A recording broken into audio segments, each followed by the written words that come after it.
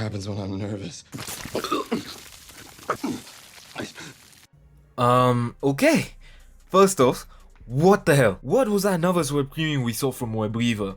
Honestly, I have no idea what to call that. Maybe just a weird twisted joke from our favorite writers over at drumroll please, Amazon. From that scene, we then immediately saw a strawberry milkshake, wink wink, with an extra hint of intestine. We even got to see Black Noir actually in a fight together with the Deep, and even got to see flying Black Noir, which I feel is a subtle tease for fans of the original comics, where Black Noir was actually just a Homelander clone, so obviously he'd be able to fly. But this week's episode titled The Insider was clearly focused on the leak and eventually led to Starlight's kidnapping. So let's break down the ending and go character by character. Ending explained. So we saw in the final moments of the episode that after an intimate moment between Hughie and Annie, that the Annie we saw on screen was actually a shapeshifter with the reptile eyes. It was the same shapeshifter who we saw at Sage's place, also the one who looked at Starlight and asked her if it was really her. So clearly from the start she took interest, and was able to track her down to the bar where she took a photo with her. Something you notice is that for her powers to work, she literally has to touch the person she's shapeshifting into, and the person is basically grown inside the skin of the other person she's replicating. That's why you see her having to quite literally peel herself like a human orange to get to the sweet stuff. So once she gets the photo, Starlight is then sedated and is drugged somewhere where she's chained up and clearly shown to not be strong enough to break from the shackles. So in the future, I believe that Starlight is going to have to get her powers back to break free. So with the shapeshifter in place, there is literally an informant who can mimic the mannerisms and voices of their victim perfectly. So it would be safe to assume that if they shapeshift to a soup, they also get their powers.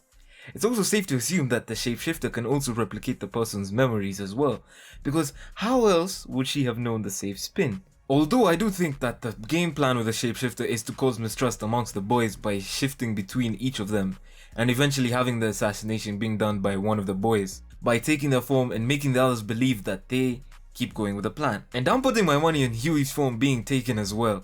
He's easily accessible to the shapeshifter now, who has the laptop with sensitive files on Newman, and can end up pinning absolutely everything on Hughie. So the final episode will definitely end on a cliffhanger where the country thinks that the boys and Starlighters as a whole are the ones who are turning the country into chaos. So then I ask myself, did Sage plan everything to go this way, or is she just planning along the way? A-Train. So following the events of the last episode where Homelander clearly found out that the leak was not Cameron Coleman, we knew that A-Train's time was definitely running out. So this episode, from the start, we saw him listening in on the meeting that took place between Sage, Homelander and Firecracker. Then later on, following Sage and snapping a picture with his phone. That looks suspiciously high resolution for a phone, by the way. That's not even a 24 Ultra, but I digress. So then eventually, he meets up with Ashley, who is faded and oh. She then proceeds to fantasize them going away to Florence, which for my American viewers is the capital city of Italy's Tuscany region. So eventually we see A-Train saving Butcher and Annie, and this leads to him basically revealing himself as the leak. For a guy who had no real plan, it's insane how well this worked out for him to the point it did. His family is hidden and his track is cut out, so no way of finding him. So it seems like the perfect crime. Yeah, not really.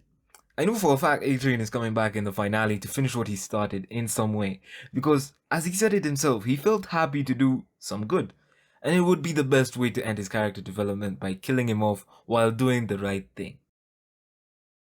Well, it's clear as day this guy is just in the bins. Yeah, just toss him in there, because tell me why Joe can have basically the same amount of screen time as him, minus a few scenes obviously. All jokes aside, this episode we got to see a more human side to him. It's crazy that all it took was his literal alter ego, the embodiment of his darkest desires for him to become the most human. We found out about his flaws with Becca and how he sticks to Ryan no matter what. So basically this episode he asked himself this question: so as much as getting rid of the soups would help the world, what's the point if the world loses husbands, wives and children all at once? Yes, the villain Homelander dies, but a new worse one is created. Later on in the episode, during the fight with Noir, we saw Butcher actively trying to get his powers to work. He assumes that Kessler is the one who can control that side of him, but I have a theory that it isn't Kessler or Becca who can control it, but more of its own thing, a parasite. So back to Kessler. Butcher, this episode, chose to ignore him and try to prove him wrong. Basically him showing himself that he isn't as selfish as his other half sees him as. He came clean about Samir and the virus, but didn't say everything that he had going on. But again, I do love to see the growth and development we've gone through so far this season with him. Ryan this episode had a moment of growth that will definitely shake things up between Homelander and Butcher. Having to go through Christmas both alone and doing something you don't want to do is something just hard to accept. So I know Ryan's moment of rebellion from the script really hurt Homelander, and I know soon enough we're going to see him do something to Ryan or say something that will change Ryan's perspective on him completely. We may actually finally get to see Homelander go against his own son for a brief moment and have Ryan go to Butcher for help, and I'm quite sure that is where season 4 will end. Okay, can I just rant for a little bit and say that the Frenchie storyline really fell off? The whole Colin plot had no real weight to it. If it had been set up like last season, maybe, just maybe, it would have struck me differently. Another issue is how fast Frenchie gets out of prison and seems happier immediately to be home. Although, it's like he accepted to be a killer and has somewhat healed already. Like, what? It seems very rushed considering this guy was literally shooting himself up with all matter of compounds. Like, for a guy who literally seemed to be on the edge of, oofing himself, it's just weird that he's back and is just working like nothing has changed. The only moment we had is when Frenchie and Kimiko talked. That was it.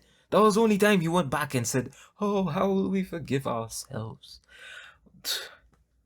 So Frenchie this season was just a poor writing decision. Everything that they did for him was just poor writing. If they set everything up, it would have been better. I don't think I've left Kimiko out of this. Kimiko, she generally just serves as a healing character. That's all she is. She's support. She's a support to Frenchie. And it's super cool. But why is she basically only connected to Frenchie? Like, I know that they're setting them up to get together eventually, but like, why can't we just find a better way to do this where she seems to have more character to herself? Like, all we ever focus on is the trauma. We never focus on her growth. But still, when are we gonna see these guys get together though? That's all I'm waiting for.